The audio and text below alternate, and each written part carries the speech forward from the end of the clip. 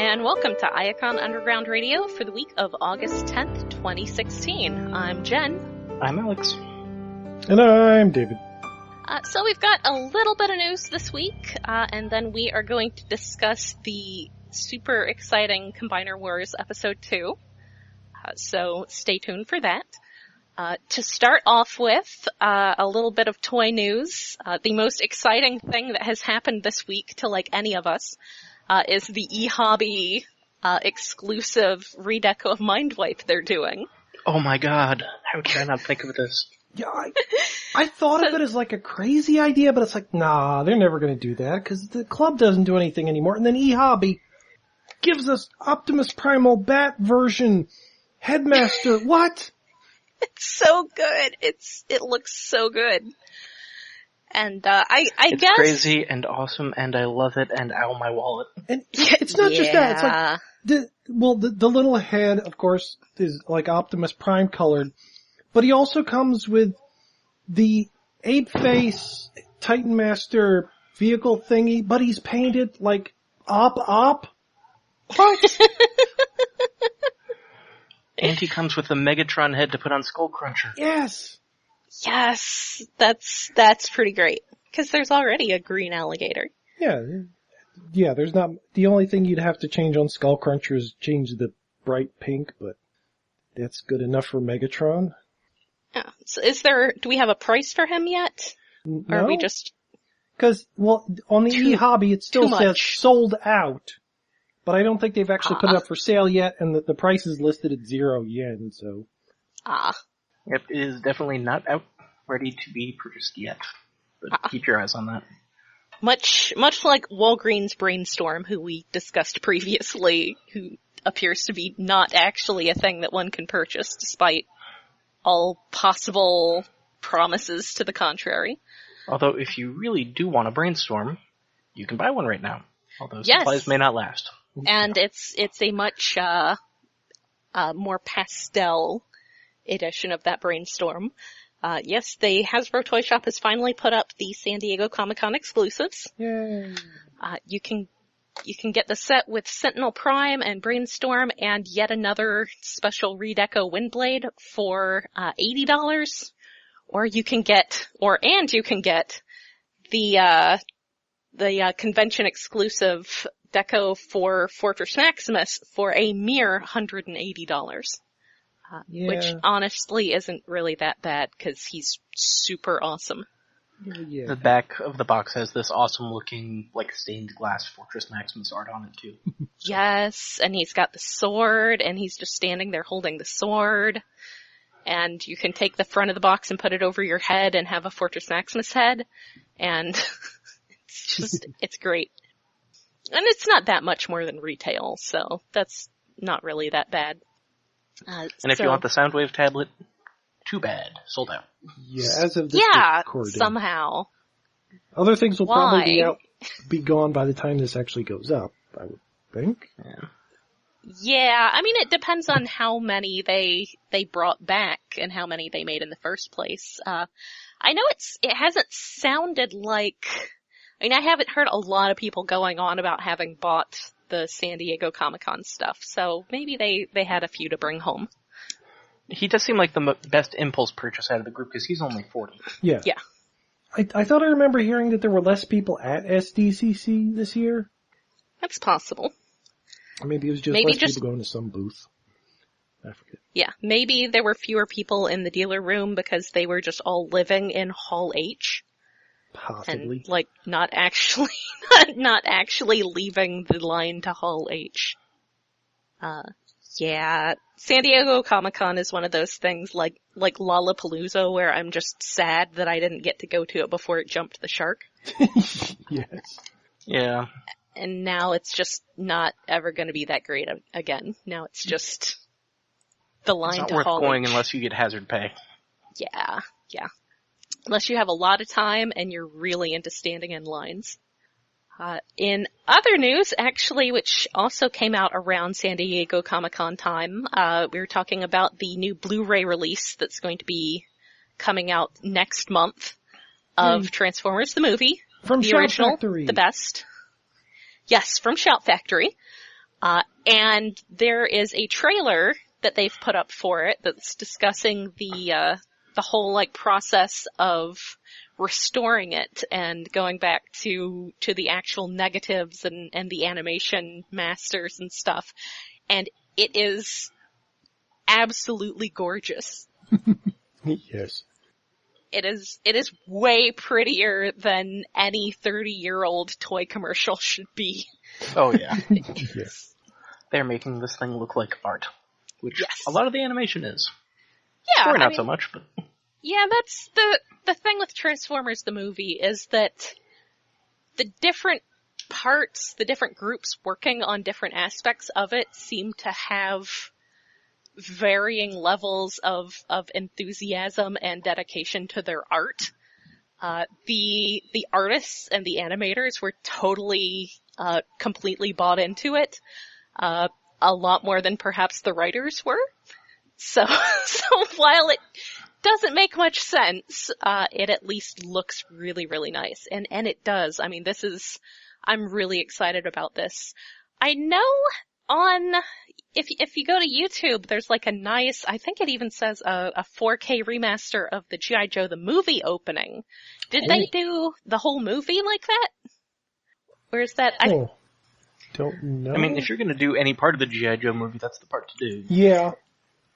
Or maybe it's like, wait, was that like there was the original commercial for Transformers the movie, which like had better animation, but not all the clips ended up in the movie?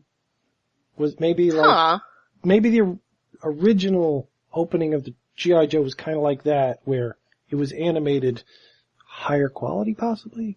Cause like, there's the one scene in the one commercial where like Megatron's flying through the air and shooting, heading toward Autobot City that's not actually in the movie. Mm-hmm. Well, I'm taking a look now at Best Buy's page for the G.I. Joe one, and that was also from Shout Factory. Yeah. And that was released in 2010. So that, maybe, I can't imagine that was the same sort of restoration project because that never actually made it to theaters. So maybe it was a different or easier restoration project. Possibly. Maybe that was the warm-up for Transformers the movie. Yeah. So they had done that one previously, but this is at least that pretty looking. If you go onto YouTube and look up the G.I. Joe the movie opening, that's on there, that's the Blu-ray quality, it's at least that good. And, the most important thing to me is that even in the trailer, like the first thing they talk about as far as details go, is going back to the original animation cells to make sure they got Hot Rod's color right. Yes. Because they acknowledged that was something that had been changed in various restorations, tweaking his color to be more red and less magenta, less pink. And they went back to the original animation cells to make sure they got that just right, so that... And that did not commit sacrilege. Yes, that made me happy. But yes, it's very pretty, it looks like it looks like pictures moving. It looks like cell art in motion, which, is what it should look like.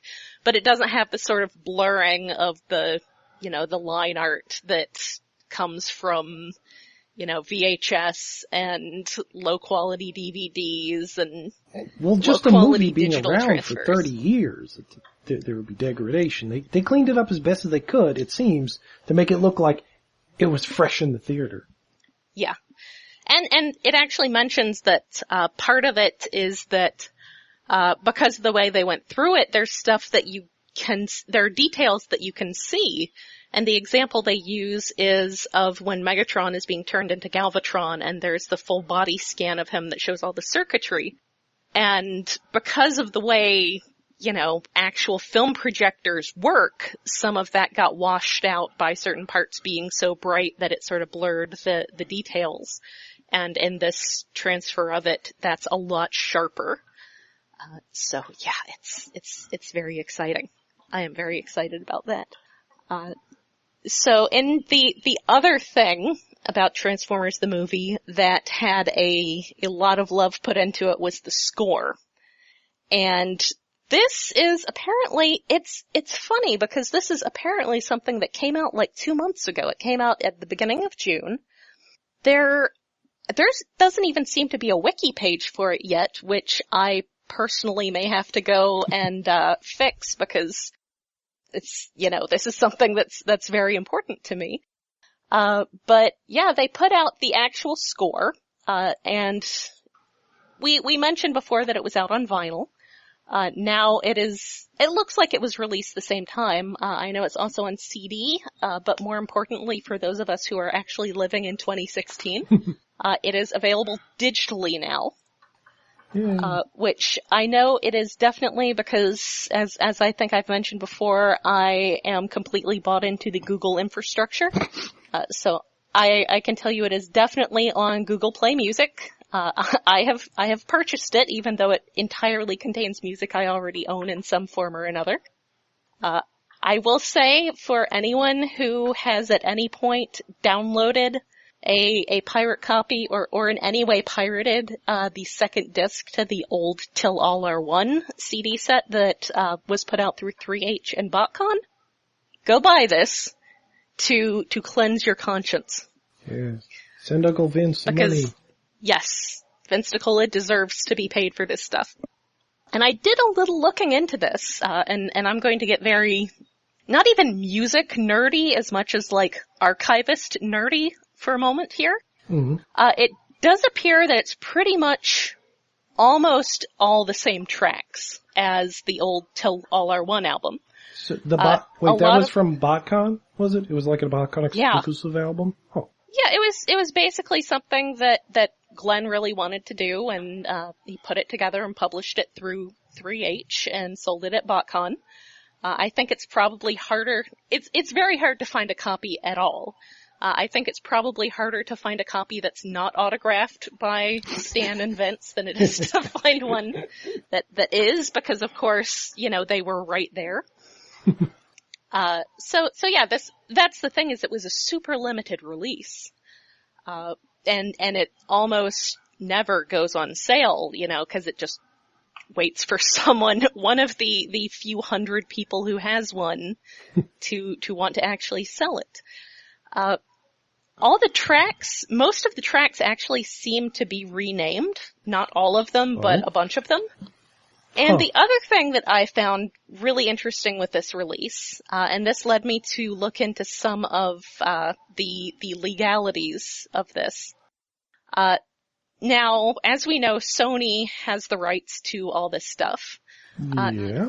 The Till All Are One CD did not include the 3 instrumental tracks that were on the original Transformers the Movie soundtrack release. Because those were tied up with the rights to the soundtrack. And anyway, you had those already, because they were on the soundtrack. So this time, I noticed, for instance, there is a track called Optimus Prime vs. Megatron, which is the track Showdown from the Till All Are One CD, and the Death of Optimus Prime track from the soundtrack, basically just going into each other. Just put together. And this also has Escape on it. And I looked into this, and on the site, and actually give me just a moment. It was put out by Intrada Special Collection. It's Intrada Special Collection Volume ISC 263. Intrada is this sort of niche music publisher that specifically goes for soundtracks and specifically goes for scores. And they're actually really into the archival side of things too. If you look at their homepage, just go to intrada.com, intrada.com. It mentions how that's part of their thing is for over 30 years, Intrada has engaged composers, film studios, and musicians to restore, preserve, and distribute more than 500 albums of film music, old and new. So they're basically just really big into publishing and, archiving film music, which is pretty exciting. It does mention on the page that this is courtesy of Sony, so this basically appears to be licensed from Sony.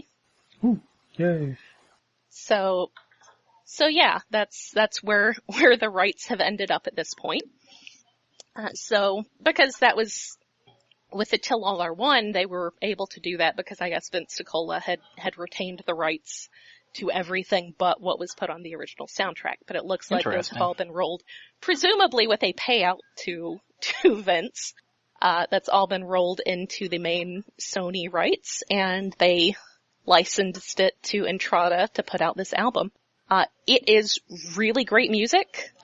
Of course, if you're listening to this, I'm sure you're familiar with Transformers the movie. Probably have at least one version of the soundtrack. Yes. But yeah, it's just, it is really, really good, just 80s synth instrumental stuff. It's something I've listened to the old one enough that it's sort of burned into my brain just as much as the movie itself. So, like I said, if you've never had a copy of it, or if you've pirated the Till All Are One CD, I definitely recommend going on either Google Play or iTunes or wherever you want to get music and buy a copy of that. It's about $15. So that's my plug for this week. Let's talk Combiner Wars. Oh, yay. Well, it's a toy wave that has kind of ceased, except there's a couple toys that have yet to come out. Oh, you mean the animation that has finally come out like a year after it should have. Well, and on a platform nobody cares about. The good side of it coming out at the tail end of the series is that at least it can use everything from the series and not like the first two waves. Yeah, but I kind of doubt, they have used Computron already. It can steal quite a bit from the comics. Yeah, man. Yeah, we're not really getting Computron that much, are we? Is he even showing up in actual stores? No, I don't think he has yet.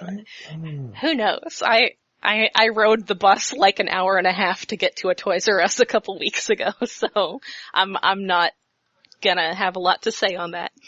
I don't know, but he's shown up and he's confirmed for dead in this episode. Yay! Great. Selling toys by killing them off. I will say two things in credit to this episode. One, at no point did it make me motion sick like the last one. And two, I did feel, and I feel kind of both, I feel a little awkward for various reasons saying this because it's actually, someone I know from BotCon. But I felt that Starscream's voice acting was actually above what we've seen as the norm for this series. Yeah. So, it was actually acted, which was pretty great. It's only 2 episodes in, but yeah, of the voice actors so far, Starscream's the best. And most fitting. Yeah. He doesn't seem like a very Starscreamy voice. Well, I think part of the problem was that he didn't seem like a very Starscreamy character. Yeah. He wasn't saying Starscream things. Yeah, it's like they took the current Starscream in the comics, but it's not that Starscream, it's the Starscream he tries to pretend to be. Only it's not, it's like noble politician Starscream without any hint of normal Starscream assholery. Except taking up 1.5 minutes of the intro with his entrance. Out of the 5 minutes of the episode. That is the most Starscream thing that he did this episode. And the sound, like when he was flying, I don't know what they were doing with the sound there, but it was like almost giving me a headache. Just the weird I was wondering reverb. if there was something wrong with my speakers. Yeah, 'cause it sounds bad. Yeah, I think the sound effects were clipping at some point, which is very bad. It was weirdly compressed, or something, it was weird. Anyway, finally, he shows up, he talks to Rodimus and the Mistress of Flame and stuff. And they keep doing that low frame rate thing. Yeah. No. And then, when Starscream is doing his flyby, it looks like he's not in the same environment as the building he's flying past, like he should be casting a shadow on it, and he's not. Yeah, well... And the textures look kind of weird, and like, the building is just scaled up instead of being big. And we've been able to do shadows since midway through season 1 of Beast Wars, guys. Yeah. It's not that hard. Those complaints, a lot of those complaints, except for the weird frame rate, are things we have complained about when we've been watching Beast Wars, like the odd technical issues, but odd technical issues seems to be this show. Yeah. And their lip flaps. Oh, Starscream's like lip flaps are horrible. Mistress of Flame's lip flaps were definitely not great. They were like better a 2003 JRPG where they didn't actually pay any attention to making the English dialogue actually match how they were animated. Yeah, like Starscream's dialogue, it's like normal talking, but his mouth movements are like every line is shouted. Yeah, he's got like a lot of bared teeth going on. Yeah. And it doesn't even look like the mouths are actually animated moving. It looks like they're just trading out different shaped mouths like Robot Chicken. Yeah, I was gonna say, it's like Robot Chicken mouth animation. It's Robot Chicken mouth animation with the accuracy of a Speed Racer dub. Yeah, Mistress of Flames, to me, seemed a little bit better, but I guess maybe because it kind of reminds me of wonky. When anime tries CG animated faces, it was sort of like that, lip flappy, which is bad, but maybe I'm getting used to the few anime that are CG. Mm-hmm. But yeah, what happens in this episode? Talking. There's, so Starscream has his great entrance, and then he shows up. There's a very toy-looking Rodimus hanging around with Mistress of Flame. Oh, he's really a masterpiece. If you want to be honest, that's a ship in concept I could get behind, because, fire. I guess, yep, but Mistress of Flame isn't that much taller than him, but in the comics she's like, huge. She's fairly tall here, yeah. I really like her design. It's very nice to see that, her character brought through. It's a little less nice that and it's sort of like we discussed with Victorion and that teaser trailer, having that weird sort of way of speaking. Mistress of Flame definitely also has, it's almost like her voice acting was done by some sort of text-to-speech program. Maybe not quite that bad, but it wasn't great. It fit her more than Victorion. Like, it kind of works with the character, except for the fact there's a lot of effect on her, so it kind of sounds like she's recorded down a bucket. Yeah, which I don't know why there's so much more effect on her than anyone else. Yeah, why wasn't there any on Menasor? That was weird. Yeah, that was really weird. Maybe they just overcorrected between last week and this week. Maybe. But why on Mistress of Flame? Why not on Starscream? Yeah. And then Hot Rod is there. Yeah, Hot Rod says a couple things. He's not really very memorable at all. And he's the worst Hot Rod characterization. He is, this is a quote, "I may not be Optimus Prime, but I can try." Yeah. Whereas if you have a good Hot Rod Rodimus Prime, it should be, "I have flames on my chest, it's a lot to live up to." Yes. Yes. That's specifically one of the season 3 episodes that the plot is all about him being mopey. It's that kind of line. Yeah. Yeah. That really stood out to me as one of those lines that just sounded like it was written out of context and then just sort of shoehorned in there because someone liked it. They were just discussing something about the Enigma of Combination, doing something with the Enigma of Combination. The important thing is, our beloved city speaker turned bloodthirsty assassin Windblade. N7 agent. Yeah, This is so Mass Effect-y a sequence. Huh, yeah, she's out trying to snipe. I would like to note that when they pull back to show her, she obviously does not actually have line of sight on those targets. No. There's they're in this, like, sort of stadium bowl kind of thing that's got, a little sides that go up, and she's not high enough to actually be able to see down into it. Maybe at the same height as them, but the angle of her looking supposedly at them is like way high above, but she's just out in a cliff face, and they're in a building. Yeah, all those cliff faces that Cybertron is known for.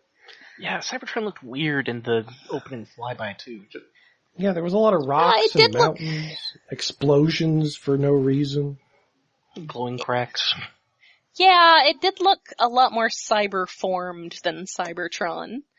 Like a planet that had been made to be, or was in the process of becoming Cybertron-esque. So, yeah, it was a little odd. It was better than last week, but not a lot. The whole thing seems to really be relying on the assumption that you've read the current ITW comics to understand anything of what's going on. Yeah, but it's not. It's like the comic. Look, I guess this one makes more sense if most of this could have been just like one little scene in the current comics. Except for the weird Windblade stuff, and Optimus Prime shows up at the end looking like a murderer stepping out of the shadows. I thought at first, the first thing it made me think of was, I'm blanking out on the episode name. I'm going to go back to G1 Season 3 again. The episode where Optimus Prime is a horrifying zombie. Yeah, well, it reminded me of an episode we just watched on our Beast Machines podcast where Tankor comes out of the shadows. Mm-hmm. Yeah, there's that too, because he's just like coming out of the shadows. And he stops Windblade from... Apparently she wanted to shoot the Enigma of Combination. Yeah, because that's her problem. Presumably to stop any more... So there are no more combiners, because she hates combiners, but because of Prime smacking her on the side and then disappearing into the shadows, she accidentally shoots Starscream instead. Yeah. So Optimus Prime smacked her to disrupt her shot, and then dashed back into the shadows so he could dramatically reveal himself to Windblade. Yes. Yeah. That's important. I kind of want that to be characterization for this version of Optimus Prime and not just bad blocking. That he's Batman? Yeah. I must always be in the shadows? Yeah, well, he can be Batman. I'll accept that. Okay, and does that make Windblade Deadshot? His windshield is cracked. I'm very sad I had to go look up that the title was Dark Awakening, but I looked it up. It's Dark Awakening. Also, on the Transformers wiki, it's very hard to look up things that are just very, very basic, such as Transformers cartoon. Yeah. How else am I supposed to refer to Generation 1? Because it's not Generation 1 to itself. Anyway, so yeah, busted-ass Optimus shows up and stops her from shooting the Enigma. And she shoots Starscream in the process, but that's okay, because it was Starscream. And it doesn't appear to be fatal. No, he just sort of falls down and whines a bit. Yeah. And also, the Enigma being there, it's gigantic, and it looks like it's on display, but apparently the fact that they have it is a secret. Yeah, it makes no sense. And they're talking, well, it's admittedly, like if that's like their top secret executive boardroom, then it can be on display there and still be a secret, but I guess. 3 walls of the building are stadium glass. Stuff surrounding it. Yeah, it has glass walls, it has like stadium seating that they're standing around. It's a secret. Just shh. Nobody sees it. It's also, like if somebody had an SR-71 Blackbird and they decided to keep it inside the Capitol building. Like behind the podium where the Speaker of the House sits. Yeah. It'll be pretty there. Just mount it on the wall. So, they were talking, the thing that Starscream and Rodimus and Mistress of Flame were talking about was that apparently the Enigma of Combination here can control the combiners against their will. Which has happened in they were comics.